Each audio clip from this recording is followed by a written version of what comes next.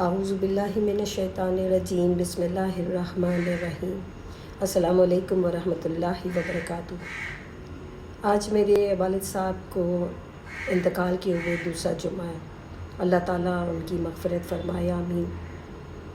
یہ ایک ایسا نقصان ہے جو کبھی بھی پورا نہیں ہو سکتا، کسی کا بھی، کسی کے بھی والدین چلے جائیں اس کا نقصان پورا نہیں ہو سکتا، مگر ہم رب تعالیٰ سے شکوہ نہیں کر سکتے کیونکہ یہ اس کا حکم ہے، اور یہ ایک ایسا نظام ہے جو کہ آگے بھی چلتا رہے گا، اور ان کا چلا ان کے بعد ہماری باری ہے، سب نے جانا ہے۔ ہم صرف اپنے پیاروں کے لیے مغفرت کی دعا کر سکتے ہیں۔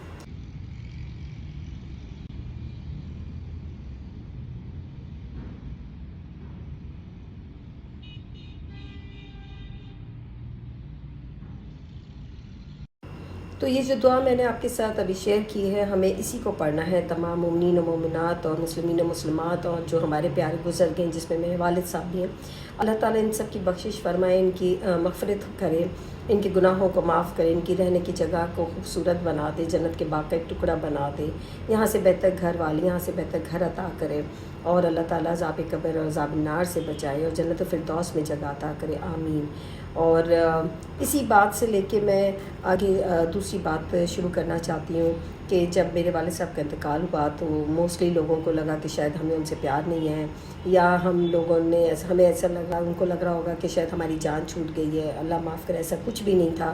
اس کی وجہ یہ کیونکہ ہم نے وہ بدعات نہیں اپنائی جو کہ لوگ فوت ہو جانے پر اور اس کے بعد دفنانے کے بعد جو کرتے ہیں، ہم ہر قسم کی بدعات سے دور رہے۔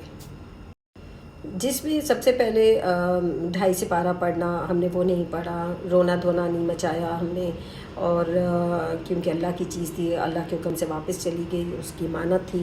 اور پھر ہم نے سپارے نہیں پڑھوائے، ہاں جو آ رہے تھے وہ پڑھنا چاہ رہے تھے، ان کی مرضی تھی، لیکن ہم فورسفلی کسی کو نہیں بول رہے تھے، اور ہم صرف مغفرت کی دعا کرنا چاہ رہے تھے، اور وہی کرتے رہے، اور سب کو وہی دیا ہے کہ وہی پڑھیں، کیونکہ ان کو اس وقت اسی چیز کی ضرورت ہے اور کسی چیز کی نہیں۔ کل ہم نے نہیں کہ اس میں بہت لوگوں نے ہمیں برا اس بارے میں کہا، ہم تیجے کے 7ویں کے ایسے کسی چیز کے حق میں نہیں ہے جو ہمارے نبی صلی اللہ علیہ وسلم سے ثابت نہیں ہے، نہ ہی 40واں، نہ ہی برسی۔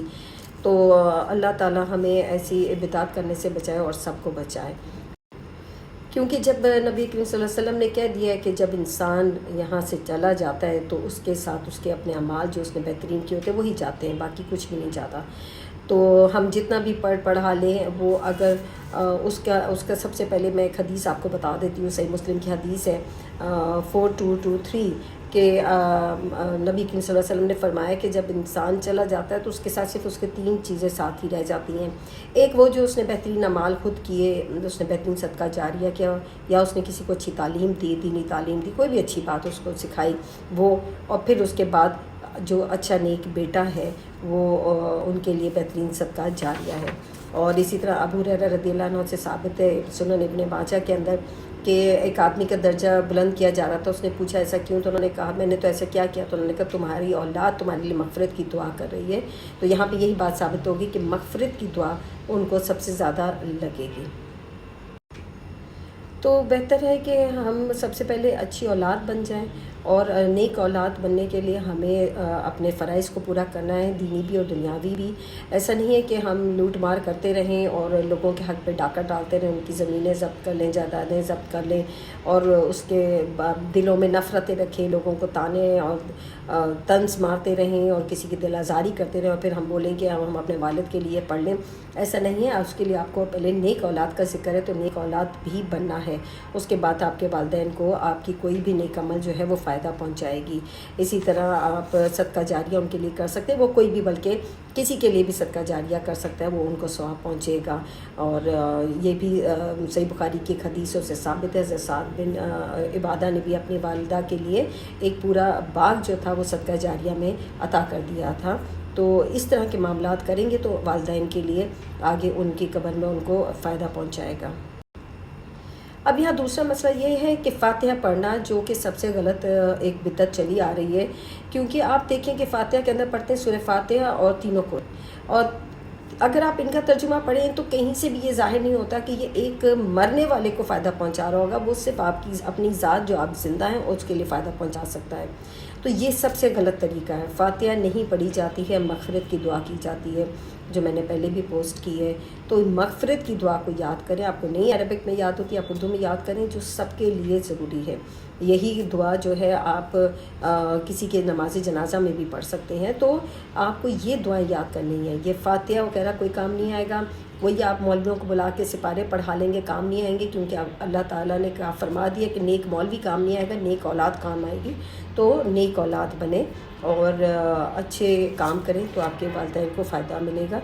और तीजा, कुल, 40वां, इन किस्म की बिदात से बचें।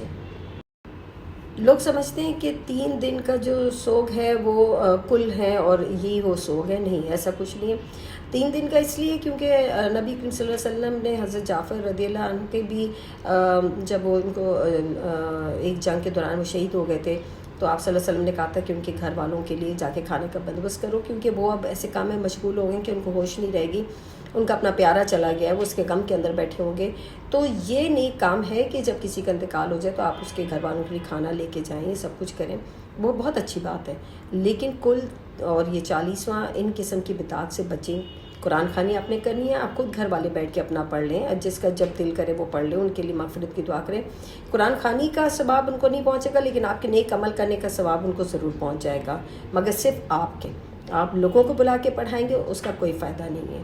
वही आप उस पैसों से किसी की ज़रूरत पूरी करें सदका जारिया के तौर पे। अस्सलाम वालेकुम।